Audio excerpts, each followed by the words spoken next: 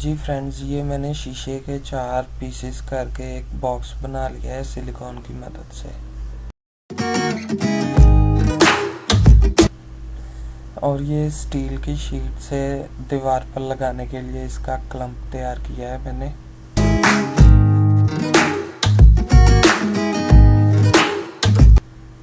ये मैंने स्टील की एक शीट को काट के शीशे का जो बॉक्स है उसकी बेस बनाई है कि शीशे का बॉक्स इसके ऊपर रखा जाएगा। और ये शीट कट करके कुछ इस डिज़ाइन में तैयार की है मैंने।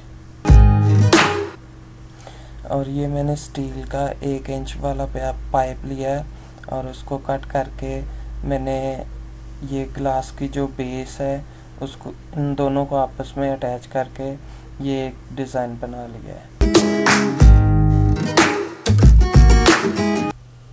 और ये मैंने जो पर्दे लगाने वाला पाइप होता है उसका फैंसी क्लम्प होता है साइड पे लगा होता है, ये मैंने एक वो लिया है और उनके 3 पीसेस। और ये लैंप की खूबसूरती के लिए मैंने स्क्रैप में से एक पीस लिया है। और ये एक बल्ब लगाने वाला होल्डर।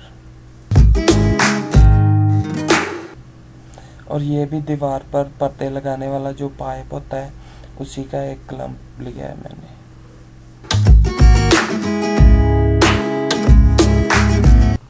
तो चले अब इसे असेंबल करते हैं।